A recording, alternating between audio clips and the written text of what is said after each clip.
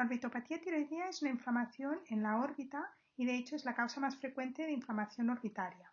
Para entender qué es exactamente una orbitopatía, es importante comprender qué es la órbita. Y la órbita no es más que la cavidad ósea que contiene el globo ocular y además otras estructuras, no solo el ojo, sino también los nervios, vasos sanguíneos, los músculos, la grasa orbitaria. Por lo tanto, cuando se produce esta inflamación en esta cavidad, en la órbita, se producen también unos cambios en los tejidos blandos orbitarios y periorbitarios, como son el aumento de los músculos extraoculares, de la grasa orbitaria, y todo eso da a los signos característicos de la orbitopatía que iremos describiendo más adelante. Además, es la manifestación extratiroidal más común en pacientes con enfermedad de Graves.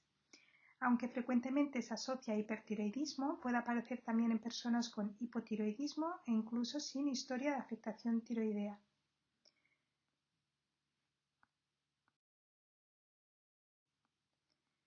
Esta enfermedad es habitualmente bilateral y afecta con más frecuencia a mujeres.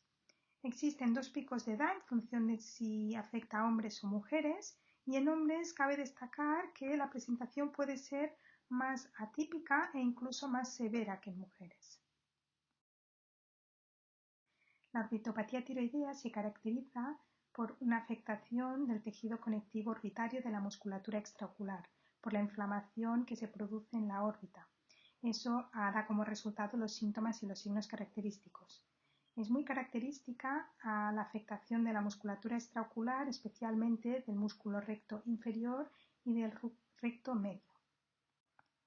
En la mayoría de pacientes hay una relación cronológica entre el inicio de la orbitopatía de Graves y el hipertiroidismo, de modo que en la mayoría de pacientes ambas entidades aparecen en un periodo máximo de 18 meses e incluso la remisión espontánea de la enfermedad se alcanza dentro de este periodo.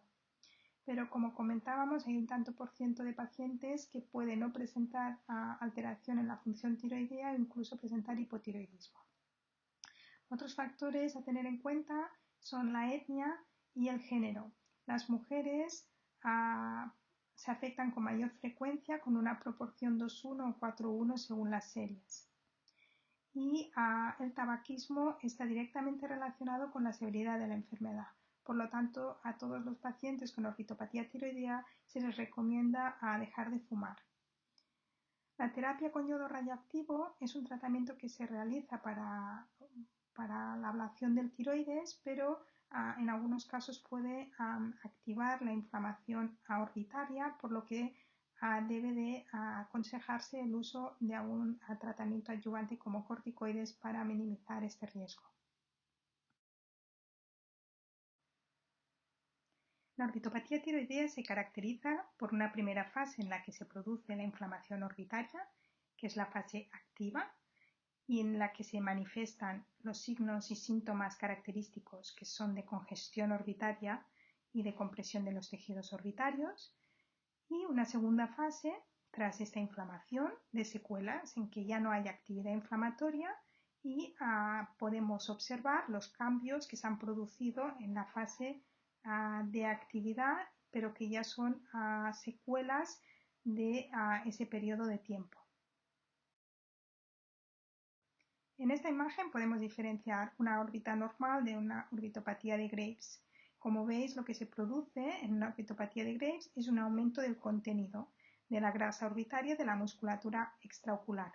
Todo eso produce una congestión orbitaria y además un aumento del volumen en un espacio que es el que es, por lo tanto, este aumento de volumen producirá compresión de los tejidos y manifestaciones que en algunos casos pueden ser severas, como es la compresión del nervio óptico. Cabe recordar que la presentación clínica de esta enfermedad es muy variable, desde casos muy leves, en los que solo hay molestias tipo de superficie ocular, a casos más graves en los que incluso puede haber compromiso visual. Existen diferentes signos y síntomas característicos de la enfermedad. Entre ellos se encuentra la retracción palpebral, que es el signo sin duda más frecuente, característico en estos pacientes y que se debe a varios motivos. Entre ellos se produce por hiperactividad del músculo de Müller, que se produce por hiperestimulación simpática y también por fibrosis de los músculos del recto inferior o bien de los retractores de los párpados. Todo eso produce una retracción en el párpado superior que es muy característica, sobre todo en el lado más lateral, que es lo que llamamos flair temporal. Otros síntomas es el exoftalmos, el ojo que protruye hacia afuera, la alteración de la motilidad ocular, que conlleva visión doble o diplopia. Esta se produce por un aumento en la musculatura extraocular que produce una restricción en el movimiento del ojo. También la sensación de cuerpo extraño, de irritación, de lagrimeo, todo eso se puede producir por exposición en la córnea. Al haber mayor apertura de los párpados, los ojos están más expuestos y sufren más molestias. También la congestión orbitaria y la inflamación pueden producir edema en los párpados e incluso puede haber disminución de la agudeza visual en casos en que pueda haber un aumento importante del volumen orbitario que comprometa el nervio óptico, produciéndose entonces una neuropatía óptica compresiva.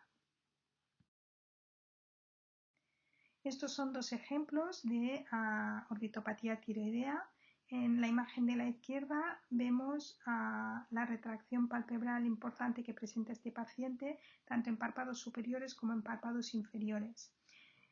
Es característico en los párpados superiores que haya mayor apertura en el tercio lateral, lo que se denomina flair temporal, y a los párpados inferiores acostumbra a haber retracción en ellos cuando hay un exoftalmos, una proptosis significativa.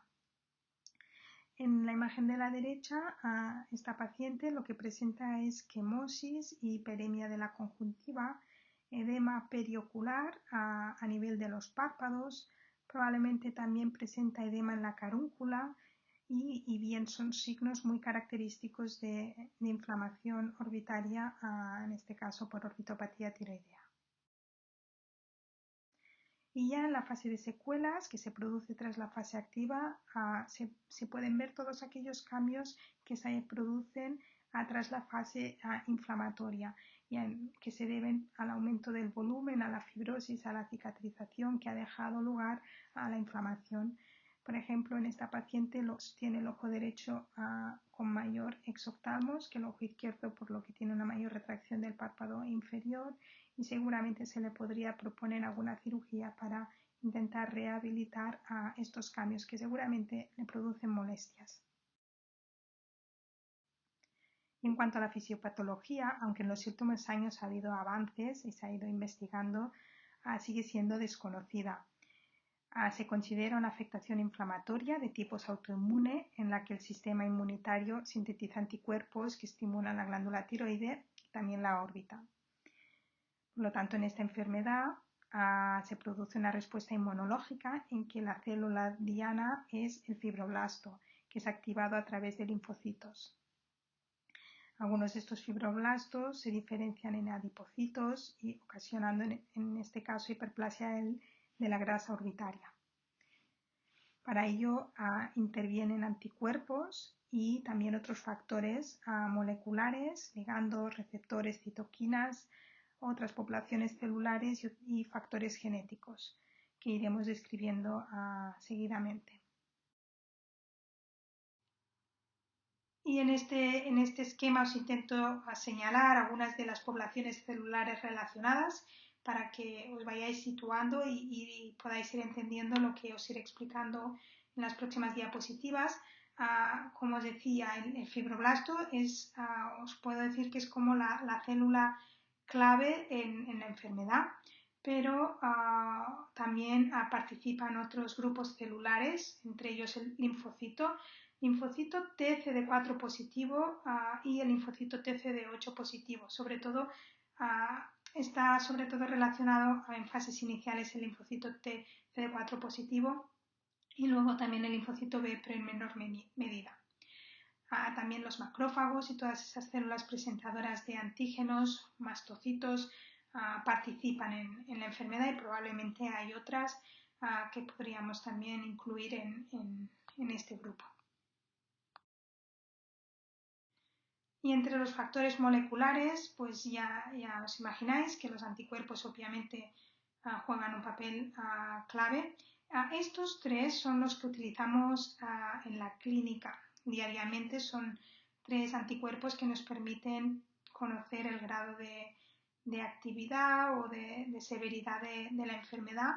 Los primeros son los anticuerpos antiperoxidasa, luego encontramos los antitiroglobulina y por último en este esquema están los anticuerpos antirreceptor de TSH.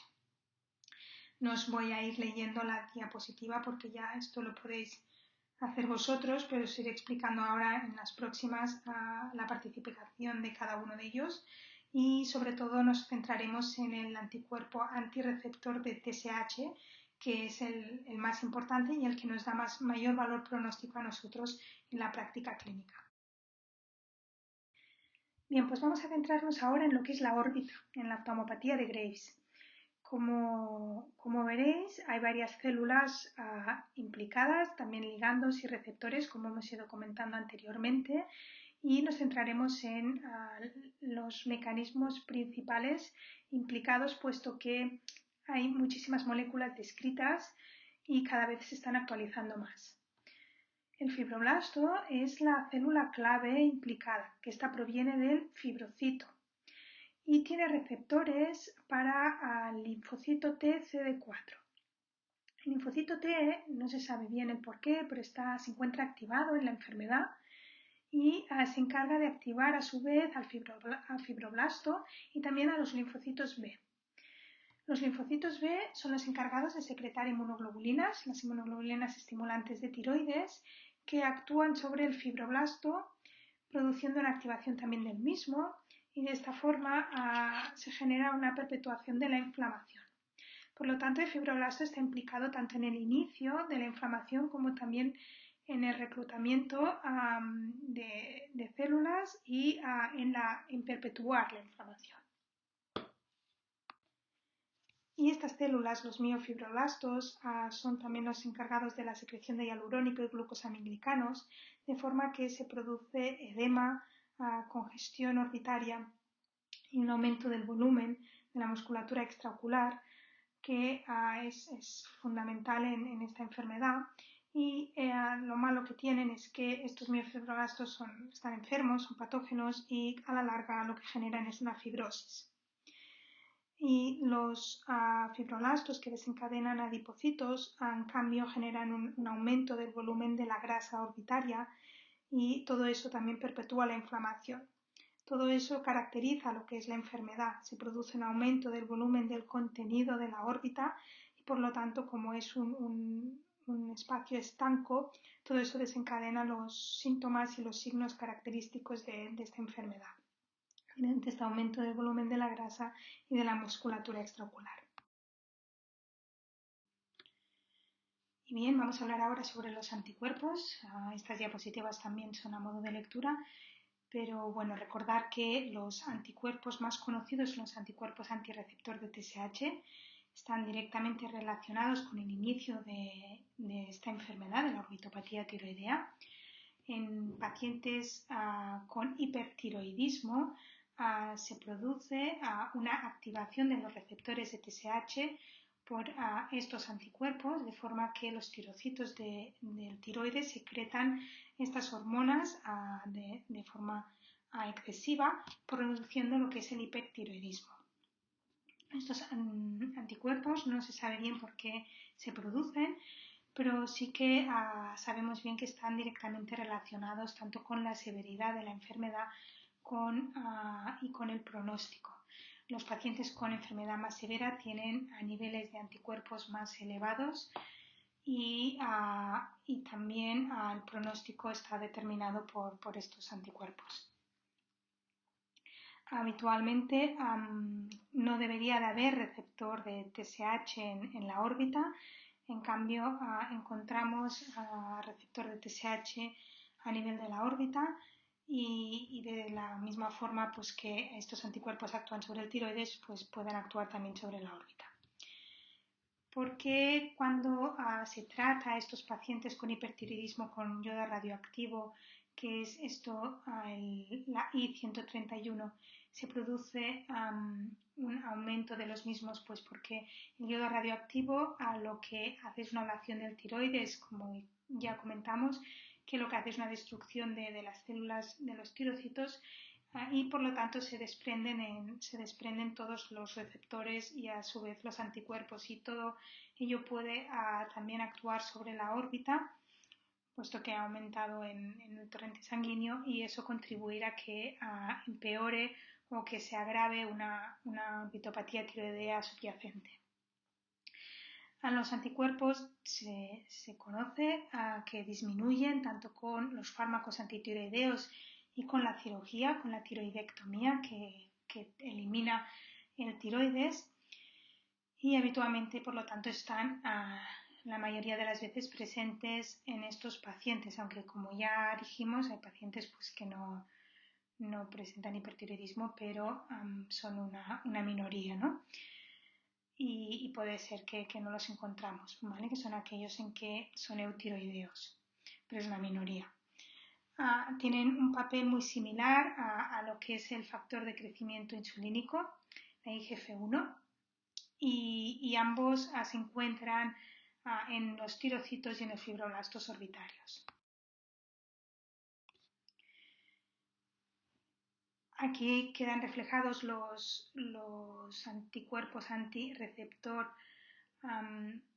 del factor de crecimiento insulínico, que también está sobreexpresado en los fibroblastos orbitarios, como decíamos, y son sobre todo responsables de lo que es la síntesis de hialuronato, ¿vale? Por lo tanto, del edema orbitario, de la congestión orbitaria.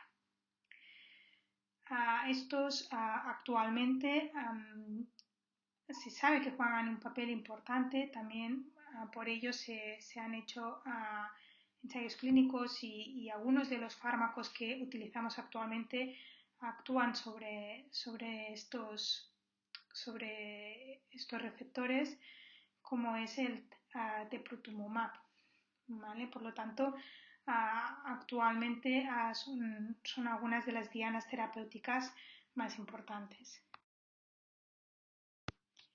Y ya para acabar, simplemente, bueno, esta es una ilustración que refleja nuevamente lo que hemos ido repasando en las diapositivas previas, simplemente para que tengáis más información. Este tipo de enfermedad nos es útil clasificar a los pacientes en categorías según la actividad y la gravedad de la enfermedad para tomar decisiones en cuanto al tratamiento. La selección del tratamiento más indicada en cada paciente dependerá, por lo tanto, de la actividad y de la gravedad de la enfermedad.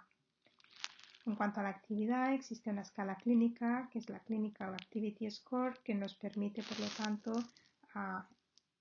hacer una determinación de la actividad de la enfermedad y así a valorar el tratamiento. No obstante, en todos los pacientes, independientemente del grado de actividad o de gravedad, se les realiza un buen control de la función tiroidea y también se les recomienda dejar el tabaco. Y en pacientes en que padecen una enfermedad más bien leve, se les puede recomendar un tratamiento conservador mediante lubricación ocular, tratamiento con selenio y realizar controles y un seguimiento periódico. En pacientes, en cambio, que presentan una forma más severa, se puede considerar el tratamiento con inmunosupresores, como los corticoides, como primera línea de tratamiento. Existen, pero, otras opciones terapéuticas, como son la radioterapia local o bien el uso de inmunosupresores, como son los fármacos biológicos.